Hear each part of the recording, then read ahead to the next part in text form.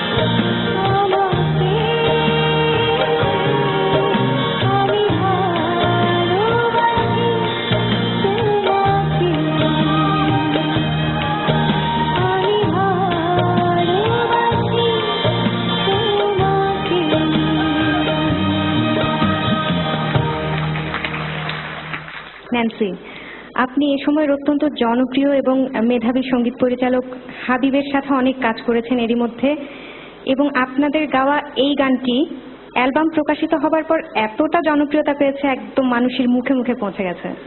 তো আপনার অনুভূতি কি? আসলে এই যে লিজা যে দাঁড়িয়ে আছে, লিজার সাথে আসলে আমার তেমন কোনো একটা তফাৎ নেই। ও নতুন আর আমিও নতুন। হয়তো আমার একটা গান মানুষের কাছে জনপ্রিয়তা পেয়েছে বা ভালো লেগেছে, সে কারণে আজ ও ওখানে আর আমি এখানে। তবে হ্যাঁ, যে জিনিসটা বলার সেটা হচ্ছে যে আমি আসলে এতটা যে দর্শকদের বা শ্রোতাদের এতটা ভালো লাগবে আমি আশা করিনি। আর আজকে আমি এখানে আসতে পেরেছি বা বসতে পেরেছি বা আমার গান আজকে লিজা গাইছে, এটা আমার কাছে অনেক বড় একটা ব্যাপার। খুব ভালো লাগছে আমার কাছে। আরেকটা বিষয় বলার আছে, সেটা হচ্ছে লিজা, তুমি কি আমাকে চিনতে পেরেছো?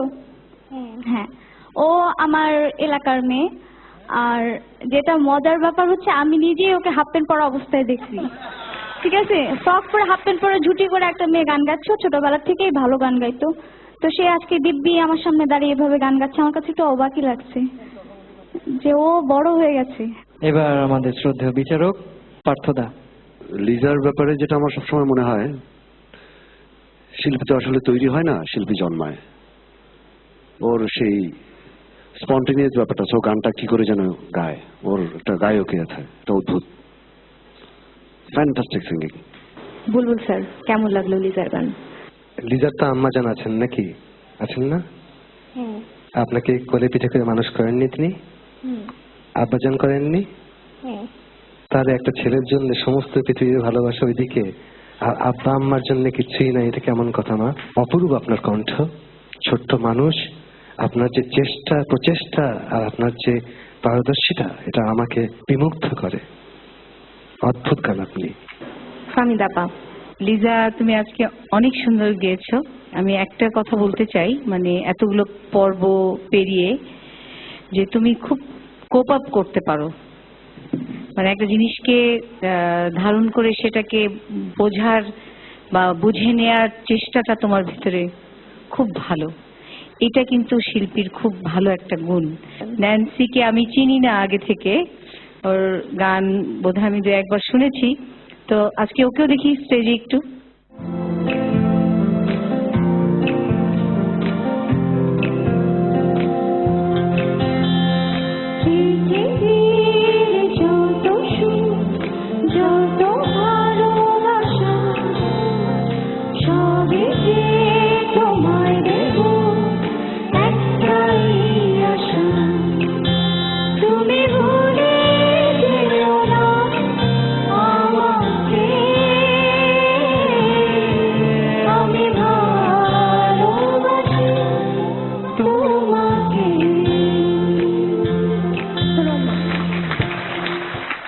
আমি আমার সব সুখ খুঁজে পাই গানের মধ্যে, আর সেই সুখ আপনাদের মাঝে ছড়িয়ে দিতে চাই। আমাকে আমার লক্ষ্যে পৌঁছানোর জন্য ভোট করুন।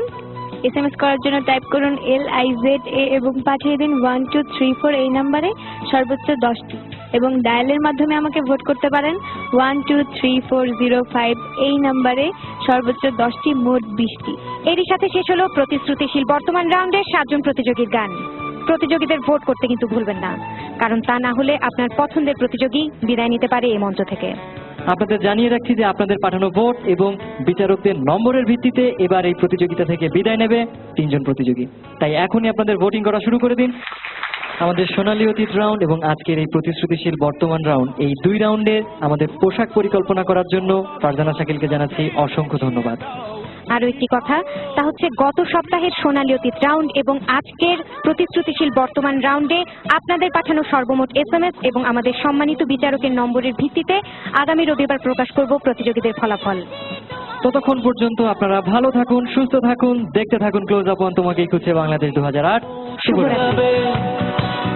বিজয় আছে বিশ্বাস, যদি লক্ষ্য থাকে অটুট বিশ্বাস।